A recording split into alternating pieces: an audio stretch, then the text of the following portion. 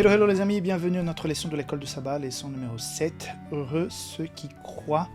Nous allons voir tout au long de cette semaine des personnages bibliques clés qui ont osé croire, qui ont le courage de croire. Donc on va se baser cette semaine sur cette lignée des personnages bibliques qui n'ont pas hésité, malgré le fait de ne pas avoir des certitudes, de ne pas avoir des arguments ni des faits concrets, ont décidé de croire, d'avoir la foi en Jésus, dans le Messie qui allait venir, dans le Messie qui était là et dans le Messie qui était déjà mort et que finalement on n'était pas très sûr qu'il était effectivement le Messie tant attendu, puisque dans la pensée générale, les gens croyaient qu'il viendrait comme un roi, comme un conquérant, et finalement Jésus meurt sur une croix, mis dans une grotte.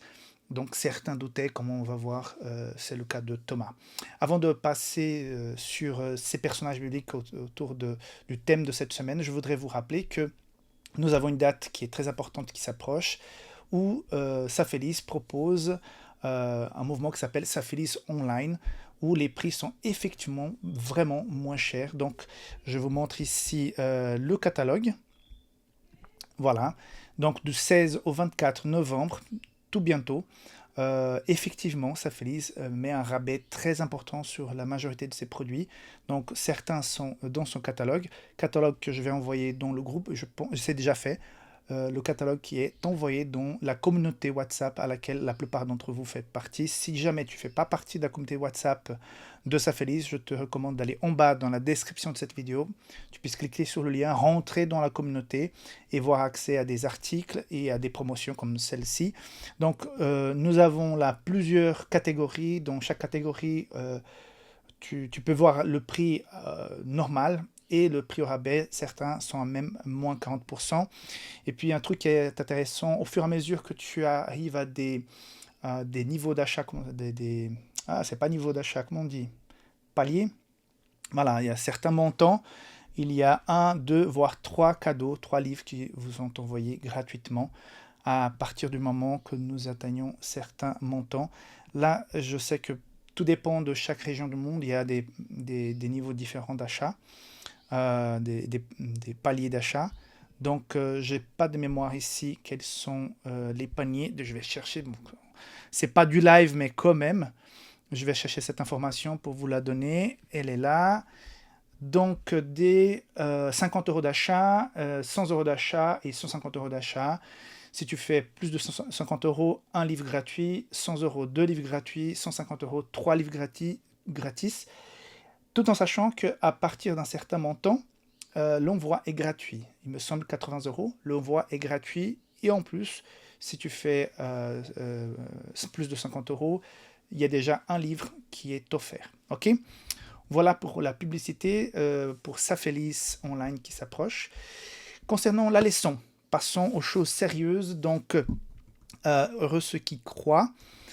J'ai beaucoup apprécié le titre parce que nous allons voir un peu Abraham, Marie, la sœur de Lazare et de Marthe, le témoignage aussi un peu, ça peut paraître un peu bizarre, mais à quelque part il rend aussi un témoignage, Pilate, Thomas et le témoignage qui est le nôtre. Ok, donc nous avons ces 5 personnages, y inclus nous-mêmes concernant la foi.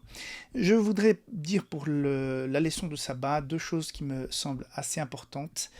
Je reviens sur un verset qui pour moi est clé quand on parle de ce courage d'avoir la foi.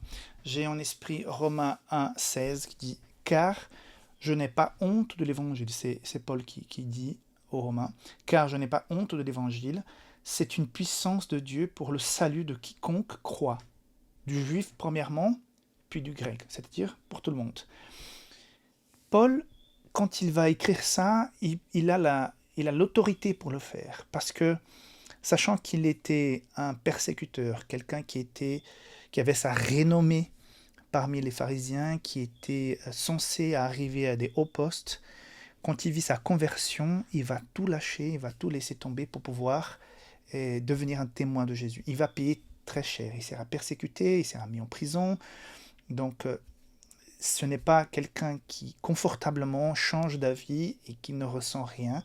C'est quelqu'un qui s'est vraiment donné la peine pour pouvoir prêcher l'évangile. Il a payé le prix fort. Il a même payé de sa vie plus tard.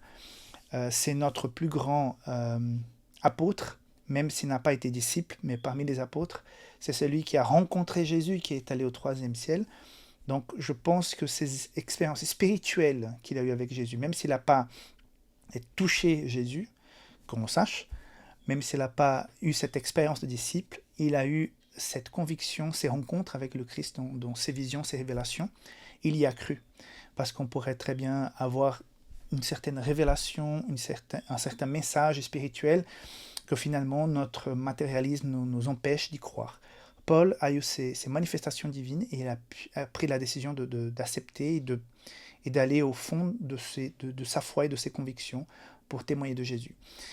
Un autre verset qui est encore plus dur, et là ça ne va pas par quatre chemins, c'est Luc 9, 26 qui dit « Car quiconque aura honte de moi et de mes paroles, le Fils de l'homme, Jésus, aura honte de lui quand il viendra dans sa gloire et dans celle du Père et de ses saints anges. » Donc, un message assez fort dans l'évangile de Luc.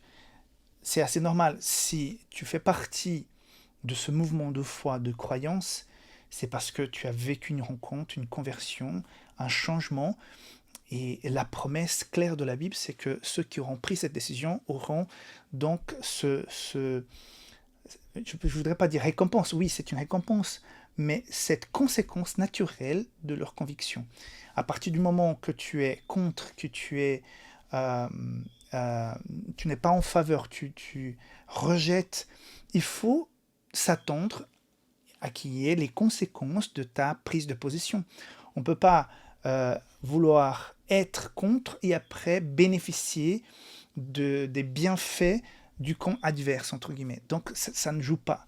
Si on fait un parallèle en politique, en sport, c'est comme si tu joues contre une équipe et après quand tu perds, tu veux quand même aller fêter et faire partie de la fête des vainqueurs. Ça ne joue pas, c'est pas cohérent. Donc il n'y a pas... Pilate a bien compris cette leçon, on va en parler, je crois que c'est mercredi, où il a un peu été meule, donc il n'a pas choisi de camp, même s'il avait une conviction dans son cœur, un message de sa femme, finalement il a cédé à la pression de l'entourage, et donc on sait par l'histoire qu'il s'est suicidé. C'est la conséquence entre guillemets naturelle. Ce n'est pas pour faire peur, c'est une réalité, c'est une évidence. Donc, la leçon cette semaine nous invite à prendre position. Tu as la foi, tu crois en Jésus, alors ne sois pas mou ou molle. Il faut vivre en conséquence, il faut témoigner, il faut prêcher, parce que c'est quelque chose de naturel quand on a une ferme conviction. Que Dieu te bénisse, on se voit demain pour la suite de cette leçon. Bye bye.